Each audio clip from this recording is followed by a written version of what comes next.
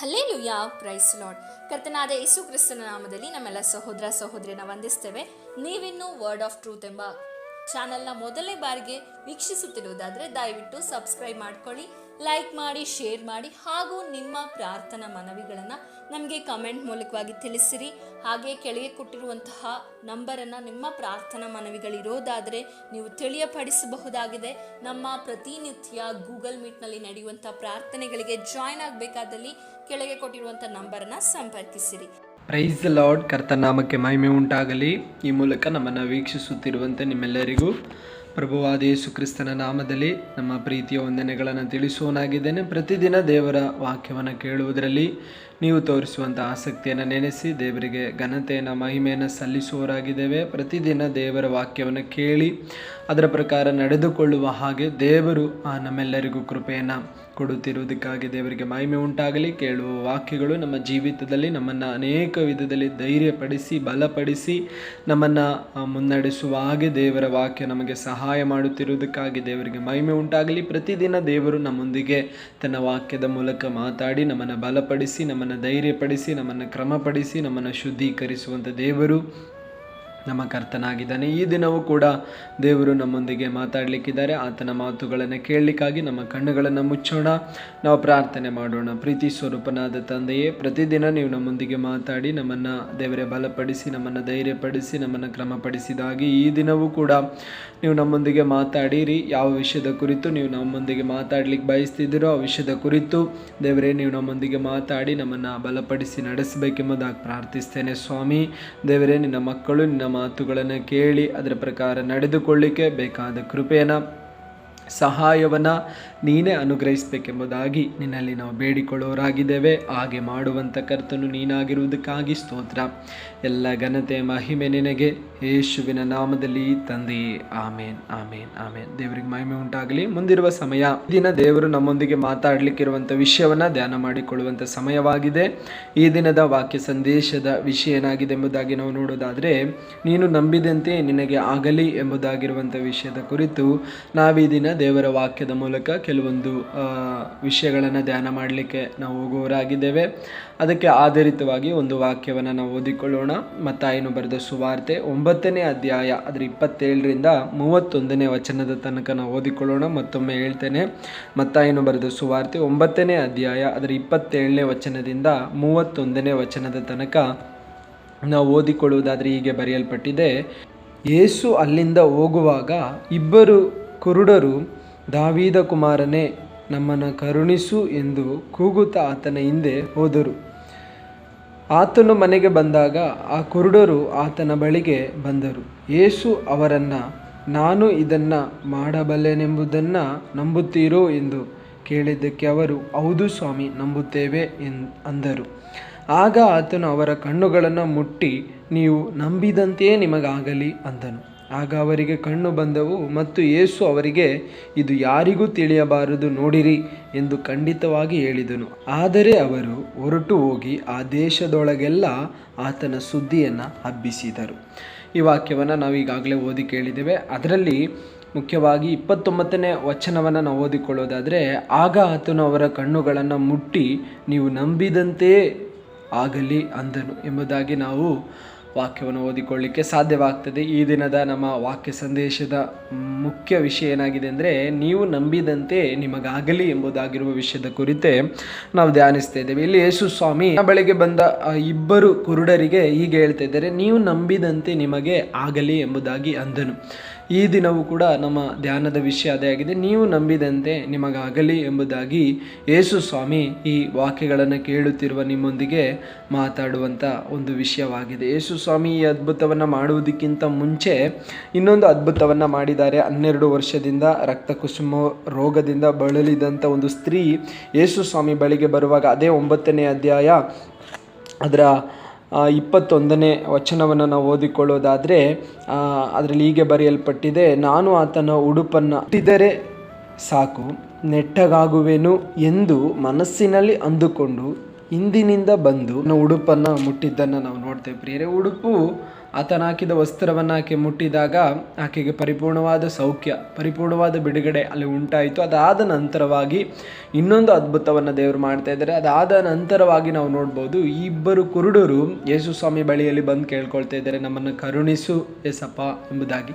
ಹಾಗೆ ಯೇಸು ಸ್ವಾಮಿ ಇಬ್ಬರಿಗೆ ಉತ್ತರವಾಗಿ ಕೊಟ್ಟಂಥ ಒಂದೇ ಒಂದು ಉತ್ತರ ನಾವೀಗ ನಮ್ಮ ಮುಖ್ಯವಾದ ವಿಷಯವಾಗಿರುವ ನೀವು ನಂಬಿದಂತೆ ನಿಮಗಾಗುವುದು. ಈ ರಕ್ತ ಕುಸುಮ ರೋಗಿ ಒಂದನ್ನು ನಂಬಿದಳು, ನಾನು ಯೇಸು ಸ್ವಾಮಿ ಉಡುಪನ್ನು ಮುಟ್ಟಿದ್ರೆ ನನ್ನ 12 ವರ್ಷದಿಂದ ಬಾಧಿಸಿದ ಈ ರೋಗ ನನ್ನನ್ನು ಬಿಟ್ಟು ಹೋಗ್ತದೆ ಎಂಬುದಾಗಿ ಆಕೆ ನಂಬಿ ಮನಸ್ಸಿನಲ್ಲಿ ಅದನ್ನು ದೃಢಪಡಿಸಿಕೊಂಡು ಹೋಗಿ ತನ್ನ ಉಡುಪನ್ನು ಮುಟ್ಟಿದಾಗ ಆಕೆ ಸೌಖ್ಯವಾದದ್ದನ್ನು ನಾವು ನೋಡ್ತೀವಿ. ಅದೇ ಪ್ರಕಾರವಾಗಿ ಇಬ್ಬರು ಕುರುಡರು ಕೂಡ ಅದೇ ನಂಬಿಕೆಯಲ್ಲಿ, ಅಂದರೆ ನಾವು ಯೇಸು ಸ್ವಾಮಿ ಬಳಿಗೆ ಹೋಗುವುದಾದರೆ ನಿಜವಾಗಿಯೂ ನಮ್ಮ ಕಣ್ಣುಗಳು ಕಾಣುತ್ತವೆ, ನಮಗೆ ಒಂದು ದೃಷ್ಟಿ ಬರ್ತದೆ ಎಂಬುದಾಗಿ ನಂಬಿಕೊಂಡು ಹೋಗಿ ಅವರು ಆತನನ್ನು ಆಶ್ರಯಿಸಿಕೊಳ್ತಾ ಇದ್ದಾರೆ. ಯೇಸು ಸ್ವಾಮಿ ಹೇಳ್ತಿದ್ದಾರೆ, ನೀವು ನಂಬಿದಂತೆಯೇ ನಿಮಗಾಗುವುದು. ನೋಡ್ರಿ, ಯೇಸು ಸ್ವಾಮಿ ಅದ್ಭುತಗಳನ್ನು ಮಾಡುವಾಗ ಅವರಿಂದ ನಿರೀಕ್ಷಿಸಿದಂಥ ಒಂದು ಕಾರ್ಯ ಏನಂದರೆ ನಂಬಿಕೆ. ಅದಕ್ಕೆ ಕುಷ್ಠರೋಗಿ ಯೇಸು ಸ್ವಾಮಿ ಬಳಿಯಲ್ಲಿ ಬಂದು ಕೇಳಿಕೊಳ್ಳುವಾಗ ನಿನಗೆ ಮನಸ್ಸುಂಟೋ ಎಂಬುದಾಗಿ ಕೇಳೋದನ್ನು ನಾವು ನೋಡ್ತೇವೆ.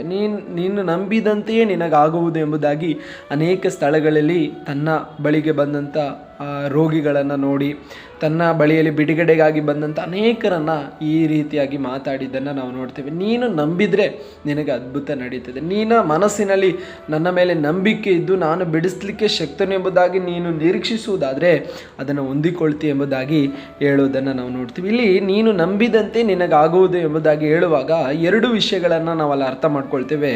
ನಾವು ಆಗಲ್ಲ, ಯೇಸು ಸ್ವಾಮಿಯಿಂದ ಆಗಲ್ಲ ಎಂಬುದಾಗಿ ನಂಬಿದ್ರೆ ಅಲ್ಲಿ ಆಗಲ್ಲ. ಯಾಕೆ? ಯೇಸು ಸ್ವಾಮಿಯಲ್ಲಿ ಶಕ್ತಿ ಇಲ್ಲ ಅಂತಲ್ಲ, ನಮ್ಮ ನಂಬಿಕೆಯಲ್ಲಿ ಶಕ್ತಿ ಇಲ್ಲ. ನಾವು ನಂಬಿದ ನಂಬಿಕೆ ಅದು ಸಂಶಯಕ್ಕಾಸ್ಪದವಾಗಿರ್ತದೆ. ಯೇಸು ಸ್ವಾಮಿಯಿಂದ ಒಂದು ವೇಳೆ ಆದರೆ ಆಗಲಿ ಅಂದ್ಕೊಂಡು ಹೋದರೂ ಕೂಡ ಅಲ್ಲಿ ಏನು ನಡೆಯಲ್ಲ. ಯೇಸು ಸ್ವಾಮಿಯಿಂದ ನನ್ನ ಜೀವಿತದಲ್ಲಿ ಒಂದು ಬಿಡುಗಡೆಯನ್ನು ಮಾಡಲಿಕ್ಕೆ ಸಾಧ್ಯ ಎಂಬುದಾಗಿ ನಂಬಿಕೊಂಡ್ರೆ ಎಂಥ ವಿಷಯದಲ್ಲಿ ಕೂಡ ಒಂದು ಬದಲಾವಣೆ ಕಾಣಲಿಕ್ಕೆ ಸಾಧ್ಯವಾಗ್ತದೆ. ಅಂದರೆ ಯೇಸು ಸ್ವಾಮಿಯಿಂದ ನಾವು ಹೇಗೆ ನಿರೀಕ್ಷಿಸ್ತೇವೋ ಹಾಗೆ ಒಂದು ಆ ಬದಲಾವಣೆಯನ್ನು ಹೊಂದಿಕೊಳ್ಳಲಿಕ್ಕೆ ಸಾಧ್ಯವಾಗ್ತದೆ. ನೋಡ್ರಿ, ಈ ಕಾಲಘಟ್ಟಗಳಲ್ಲಿ ಎಷ್ಟೋ ದಿನಗಳಿಂದ ಪ್ರಾರ್ಥನೆ ಮಾಡಿದ್ರು ಕೂಡ ಕೆಲವೊಂದು ಬದಲಾವಣೆಗಳನ್ನು ಹೊಂದಿಕೊಳ್ಳಿಕ್ಕೆ ಆಗ್ತಾ ಇಲ್ಲ, ಬಿಡುಗಡೆಗಳನ್ನು ಕಾಣಲಿಕ್ಕೆ ಆಗ್ತಾ ಇಲ್ಲ. ಅದೇ ಕಷ್ಟ, ಅದೇ ಕಣ್ಣೀರು, ಅದೇ ಬಾಧೆ, ಅದೇ ಸಾಲ, ಅದೇ ರೋಗ, ಅದೇ ಸಮಸ್ಯೆಯಲ್ಲಿ ಹೋಗುವಂಥ ಅನೇಕರನ್ನು ನಾವು ನೋಡ್ಬೋದು. ಯಾಕೆ ಬಿಡುಗಡೆ ಹೊಂದಿಕೊಳ್ಳಿಕ್ಕೆ ಆಗ್ತಾ ಇಲ್ಲ ಅಂದರೆ ಯೇಸು ಸ್ವಾಮಿಗೆ ಶಕ್ತಿ ಇಲ್ಲ ಅಂತಲ್ಲ, ಯೇಸು ಸ್ವಾಮಿಗೆ ಮಾಡಲಿಕ್ಕಾಗಲ್ಲ ಅಂತಲ್ಲ, ಆದರೆ ನಮ್ಮ ನಂಬಿಕೆಯಲ್ಲಿ ಏನೋ ಒಂದು ಕಡಿಮೆ ಆಗಿದೆ. ನಮ್ಮ ನಂಬಿಕೆಯಲ್ಲಿ ಏನೋ ಒಂದು ಸ್ತೋತ್ರ ದೃಢತೆ ಬರ್ತಾ ಇಲ್ಲ, ಸ್ಥಿರತೆ ಬರ್ತಾ ಇಲ್ಲ, ಅದರಿಂದಲೇ ಹೊಂದಿಕೊಳ್ಳಿಕ್ಕೆ ಆಗ್ತಾ ಇಲ್ಲ. ದೇವರಲ್ಲಿ ನಾವು ಪರಿಪೂರ್ಣವಾಗಿ ನಂಬಿಕೆ ಇಟ್ಟರೆ, ಪರಿಪೂರ್ಣವಾಗಿ ಆತನಿಗೆ ಸಾಧ್ಯ ಎಂಬುದಾಗಿ ನಾವು ನಂಬಿದ್ರೆ ಹಾಗೆ ನಮ್ಮ ಜೀವಿತದಲ್ಲಿ ದೇವರು ಏನು ಮಾಡ್ತಾರೆ? ಅದ್ಭುತವನ್ನು ಮಾಡಿ ನಮ್ಮ ಜೀವಿತವನ್ನು ಬಿಡಿಸುವಂಥ ಕರ್ತನಾಗಿದೆ. ನೀನು ನಂಬಿದಂತೆ ನಿನಗಾಗಲಿ ಎಂಬುದಾಗಿ ಹೇಳಿದಾಗ, ಹಾಗಾದರೆ ಅವರು ಏನನ್ನು ನಂಬಿದ್ರು ಅದನ್ನು ಹೊಂದಿಕೊಂಡ್ರು. ಅದಕ್ಕೆ ಅವರ ಕಣ್ಣುಗಳು ಏನಾಯಿತು? ಕಾಣುವ ಹಾಗೆ ಅದು. ಅವರ ಕಣ್ಣು ಕಾಣುವ ರೀತಿಯಲ್ಲಿ ಪ್ರಕಾಶಮಯವಾಗಿತ್ತು, ಅವರ ಕಣ್ಣುಗಳು ಕಂಡವು ಎಂಬುದಾಗಿ ನಾವು ನೋಡ್ತೇವೆ. ಅವರು ನಂಬಿದ್ರು, ನಮ್ಮ ಕರ್ತನು ನಮ್ಮನ್ನು ಖಂಡಿತವಾಗಿ ನಮ್ಮ ದೃಷ್ಟಿ ಬರುವ ಹಾಗೆ ಮಾಡ್ತಾರೆ ಎಂಬುದಾಗಿ. ಹಾಗಾದರೆ ಪ್ರಿಯರೇ, ನಿಮ್ಮ ಜೀವಿತದಲ್ಲಿ ನೀವು ರೋಗದಲ್ಲಿಯೋ, ಸಾಲದಲ್ಲಿಯೋ, ಇನ್ನಿತರ ಸಮಸ್ಯೆಗಳಲ್ಲಿಯೋ, ಯಾವುದೋ ಒಂದು ಪರಿಸ್ಥಿತಿಯಲ್ಲಿ ಹಾದು ಹೋಗ್ತಾ ಇರ್ಬೋದು, ದಿನಗಳಿಂದ ನೀವು ಪ್ರಾರ್ಥನೆ ಮಾಡ್ತಾ ಇರ್ಬೋದು, ಅದರಲ್ಲಿ ಒಂದು ಬದಲಾವಣೆ ನಿಮ್ಮ ಜೀವಿತದಲ್ಲಿ ಕಾಣದೇ ಇರ್ಬೋದು. ಆದರೆ ಈ ದಿನ ಒಂದನ್ನು ದೇವರ ಮುಂದೆ ನಿರೀಕ್ಷಿಸಿ, ನಾನು ನಂಬಿಕೊಂಡು ಪ್ರಾರ್ಥನೆ ಮಾಡ್ತೇನೆ ಸ್ವಾಮಿ, ನಾನು ನಂಬಿಕೆ ಇಟ್ಟು ಪ್ರಾರ್ಥನೆ ಮಾಡ್ತೇನೆ ಅಂದು ಇಬ್ಬರು ಕುರುಡರು ಬಂದು ನಿನ್ನನ್ನು ನಂಬಿದ ಹಾಗೆ ದೇವರ ನನ್ನ ಜೀವಿತದಲ್ಲಿರುವ ಪರಿಸ್ಥಿತಿಯಲ್ಲಿ ನೀನು ಒಂದು ಬದಲಾವಣೆಯನ್ನು ಕೊಟ್ಟೇ ಕೊಡ್ತೀನಿ ಎಂಬುದಾಗಿ ನಾನು ನಂಬಿ ದೇವರೇ ನಿನ್ನಲ್ಲಿ ಮೊರೆ ಇಡ್ತೇನೆ, ನಿನ್ನನ್ನು ಮೊರೆ ಹೋಗ್ತೇನೆ ಎಂಬುದಾಗಿ ನೀವು ಪ್ರಾರ್ಥಿಸಿ ಈ ದಿನ ನಿಮ್ಮನ್ನು ನೀವು ಒಪ್ಪಿಸಿಕೊಡುವುದಾದರೆ ಖಂಡಿತವಾಗಿಯೂ ಮುಂಬರುವ ದಿನಗಳಲ್ಲಿ ನಿಮ್ಮ ಜೀವಿತದಲ್ಲಿ ಒಂದು ಬದಲಾವಣೆಯನ್ನು ಕಾಣಲಿಕ್ಕೆ ಸಾಧ್ಯವಾಗ್ತದೆ. ರೋಗದಿಂದ ನೀನು ಬಾಧಿಸಲ್ಪಟ್ಟಿರುವುದಾದರೆ, ದೇವರೇ ಈ ರೋಗದಿಂದ ನನ್ನನ್ನು ಬಿಡಿಸಲಿಕ್ಕೆ ನೀನು ಶಕ್ತನು ಎಂಬುದಾಗಿ ನಂಬುವುದಾದರೆ, ಅಂದು 12 ವರ್ಷದಿಂದ ರಕ್ತ ಕುಸುಮ ರೋಗದಿಂದ ಬಾಧಿಸಲ್ಪಟ್ಟಂಥ ಆಕೆಯನ್ನು ದೇವರು ಕ್ಷಣ ಮಾತ್ರದಲ್ಲಿ ಗುಣಪಡಿಸಿರುವುದಾದರೆ ನಿನ್ನ ರೋಗದಿಂದಲೂ ಪರಿಪೂರ್ಣವಾದ ಬಿಡುಗಡೆಯನ್ನು ದೇವರು ಕೊಡ್ತಾರೆ. ಹಾಗಾದರೆ ನಿನ್ನ ನಂಬಿಕೆ ಎಷ್ಟರ ಮಟ್ಟಿಗೆ ಇದೆಯೋ ಅಷ್ಟರ ಮಟ್ಟಿಗೆ ದೇವರಿಂದ ಅದ್ಭುತವನ್ನು ಹೊಂದಿಕೊಳ್ಳಲಿಕ್ಕೆ ಸಾಧ್ಯವಾಗ್ತದೆ. ಪರಿಪೂರ್ಣವಾಗಿ ನೀವು ದೇವರನ್ನು ನಂಬಿದರೆ, ಯೇಸು ಸ್ವಾಮಿ ಹೇಳ್ತಾ ಇದ್ದಾರೆ, ನಿನ್ನ ನಂಬಿಕೆ ಹೇಗಿದೆಯೋ ಹಾಗೆ ನೀನು ಬದಲಾವಣೆಯನ್ನು ಹೊಂದಿಕೊಳ್ತೀಯ. ದೇವರೇ, ನಿನ್ನಿಂದ ಸ್ವಲ್ಪ ಮಾತ್ರ ನನ್ನ ಜೀವಿತದಲ್ಲಿ ಬದಲಾವಣೆ ಕೊಡಲಿಕ್ಕೆ ಸಾಧ್ಯ ಅಂದರೆ ಸ್ವಲ್ಪ ಮಾತ್ರ ನಾವು ಹೊಂದಿಕೊಳ್ತೇವೆ. ಪರಿಪೂರ್ಣವಾದ ಬಿಡುಗಡೆ ನಿನ್ನಿಂದ ನನಗೆ ಸಾಧ್ಯ ಎಂಬುದಾಗಿ ನಾವು ನಂಬಿದ್ರೆ ಪರಿಪೂರ್ಣವಾಗಿ ಬಿಡುಗಡೆಯನ್ನು ಹೊಂದ್ಕೊಳ್ತೇವೆ.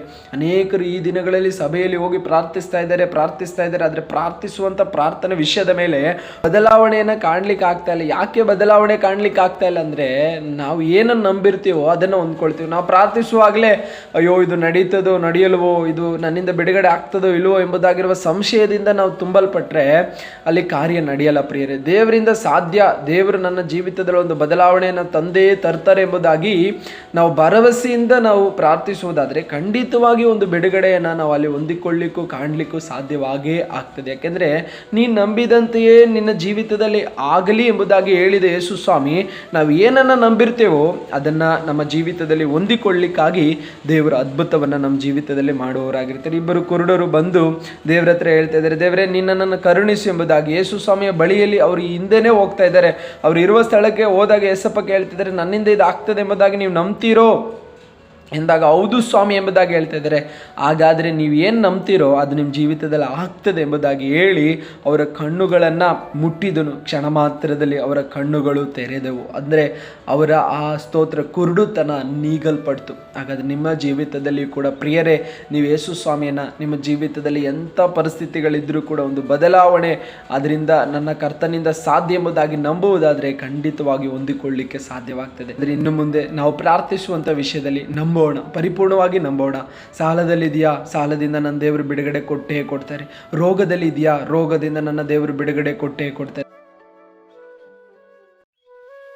ಮಕ್ಕಳಾಗಿಲ್ವಾ, ದೇವರು ನನಗೂ ಕೂಡ ಗರ್ಭಫಲವನ್ನು ಕೊಟ್ಟೇ ಕೊಡ್ತಾರೆ ಎಂಬುದಾಗಿ ನಿನ್ನ ನಂಬಿಕೆಯಿಂದ ಪ್ರಾರ್ಥಿಸುವುದಾದರೆ ಖಂಡಿತವಾಗಿ ಮದುವೆ ಆಗಿಲ್ವಾ, ನಿನ್ನ ಜೀವಿತದಲ್ಲಿ ತಕ್ಕ ಒಂದು ಸಂಗಾತಿಯನ್ನು ದೇವರು ಕೊಟ್ಟೇ ಕೊಡ್ತಾರೆ ಎಂಬುದಾಗಿ ನಂಬುವುದಾದರೆ ಖಂಡಿತವಾಗಿ ನಿನ್ನ ಜೀವಿತದಲ್ಲಿ ಅದ್ಭುತ ಮಾಡ್ತಾರೆ. ಆತ್ಮಿಕವಾಗಿ ಸೋತು ಹೋಗ್ತಾ ಇದೆಯಾ, ಆತ್ಮಿಕವಾಗಿ ಬಿದ್ದು ಹೋಗ್ತಾ ಇದೆಯಾ, ಆತ್ಮಿಕವಾಗಿ ಬೆಳೆದು ಬರಲಿಕ್ಕೆ ಆಗ್ತಾ ಇಲ್ವಾ, ಸ್ಪಿರಿಚುವಲ್ ಆಗಿ ಎಷ್ಟು ಪ್ರಾರ್ಥನೆ ಮಾಡಬೇಕು, ಎಷ್ಟು ವಾಕ್ಯ ಓದಬೇಕು ಅಂತ ಅಂದ್ಕೊಂಡ್ರೂ ಕೂಡ ಮಾಡಲಿಕ್ಕೆ ಆಗ್ತಾ ಇಲ್ವಾ, ದೇವರ ಮುಂದೆ ನಂಬಿಕೆಯಿಂದ ಪ್ರಾರ್ಥನೆ ಮಾಡಿ, ದೇವರೇ ನಾನು ವಾಕ್ಯ ಓದಲೇಬೇಕು, ನಾನು ಪ್ರಾರ್ಥನೆ ಮಾಡಲೇಬೇಕು ಎಂಬುದಾಗಿ ಆಗ ದೇವರು ನಿನಗೆ ಸಹಾಯವನ್ನು ಮಾಡ್ತೇನೆ. ಅದನ್ನು ನೀನು ಹೇಗೆ ನಂಬಿಕೊಂಡು ಪ್ರಾರ್ಥನೆ ಮಾಡ್ತೀಯೋ ಅದನ್ನು ಮಾಡುವ ಹಾಗೆ, ಅದನ್ನು ನಿನ್ನ ಜೀವಿತದಲ್ಲಿ ಪ್ರಕಟ ಆಗುವ ಹಾಗೆ ದೇವರು ನಿನಗೆ ಸಹಾಯ ಮಾಡಿ ಆತನು ನಡೆಸುವನಾಗಿದ್ದಾನೆ.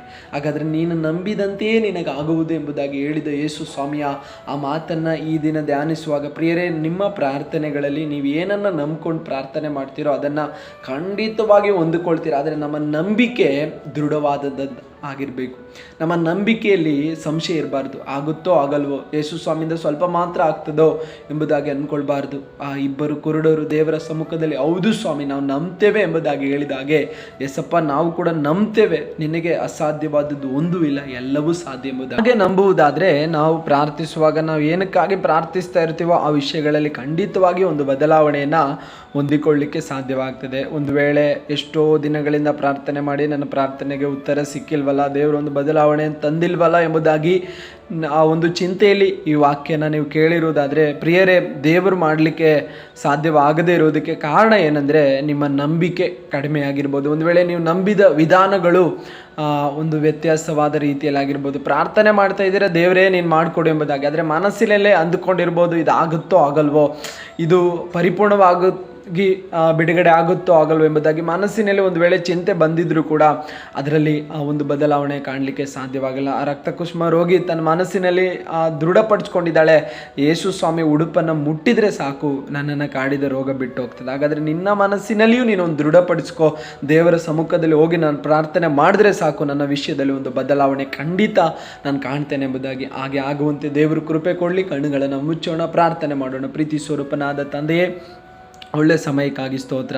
ಈ ದಿನ ನೀವು ನಮ್ಮೊಂದಿಗೆ ಮಾತಾಡಿದ್ದೀರಿ, ನೀವು ನಂಬಿದಂತೆ ನಿಮಗಾಗಲಿ ಎಂಬುದಾಗಿ. ಹಾಗೆ ಕರ್ತನೆ, ಇಬ್ಬರು ಕುರುಡರು ನಿನ್ನನ್ನು ನಂಬಿದರು ದೇವರೇ ಅಪ್ಪ, ದೃಷ್ಟಿಯನ್ನು ಹೊಂದಿಕೊಂಡರು. ನಮ್ಮ ಜೀವಿತದಲ್ಲಿ ಕೂಡ ನಾವು ಯಾವ ವಿಷಯದಲ್ಲಿ ಪ್ರಾರ್ಥಿಸ್ತೇವೋ ಆ ವಿಷಯದಲ್ಲಿ ನಿನ್ನನ್ನು ನಂಬಲಿಕ್ಕೂ ಅದರಲ್ಲಿ ಒಂದು ಬದಲಾವಣೆಯನ್ನು ಬಿಡುಗಡೆಯನ್ನು ಹೊಂದಿಕೊಳ್ಳಿಕ್ಕೂ ಬೇಕಾದ ಕೃಪೆಯನ್ನು ನೀನು ಅನುಗ್ರಹಿಸಿ ಎಂಬುದಾಗಿ ಪ್ರಾರ್ಥಿಸ್ತೇನೆ. ಹಾಗೆ ನಿನ್ನ ಕರ ಚಾಚಿ ದೇವರೇ ಒಂದು ಬದಲಾವಣೆಯನ್ನು ನೀನು ಕೊಡಿರಿ ಎಂಬುದಾಗಿ ಪ್ರಾರ್ಥಿಸ್ತೇನೆ. ಸ್ವಾಮಿ, ನೀನು ಅದ್ಭುತಗಳ ಕರ್ತನು, ಅದ್ಭುತಗಳನ್ನು ಮಾಡುವ ಆತನು ನಮ್ಮ ಜೀವಿತದಲ್ಲಿ ಒಂದು ಬದಲಾವಣೆ ಕೊಡಿ. ಪ್ರಾರ್ಥನೆ ಕೇಳಿದ್ದಕ್ಕಾಗಿ ಸ್ತೋತ್ರ. ಮಕ್ಕಳು ನಿನ್ನನ್ನು ನಂಬುವ ಹಾಗೆ ಅದ್ಭುತವನ್ನು ಹೊಂದಿಕೊಳ್ಳುವ ಹಾಗೆ ಕೃಪೆ ಕೊಡು. ಯೇಸುವಿನ ನಾಮದಲ್ಲಿ ತಂದೆಯೇ, ಆಮೇನ್ ಆಮೇನ್. ಈ ವಾಕ್ಯದ ಮೂಲಕ ದೇವರು ನಿಮ್ಮನ್ನು ಆಶೀರ್ವದಿಸಲಿ. ನೀವು ಕೇಳಿದ ಹಾಗೆ ಅನೇಕರಿಗೆ ವಾಕ್ಯವನ್ನು ಕಳಿಸಿಕೊಡಿರಿ. ಅವರು ಕೂಡ ಕೇಳಿ ಆ ನಂಬಿಕೆಯಲ್ಲಿ ದೇವರ ಮುಂದೆ ಪ್ರಾರ್ಥಿಸುವ ಹಾಗೆ ದೇವರು ಕೃಪೆ ಕೊಡಲಿ.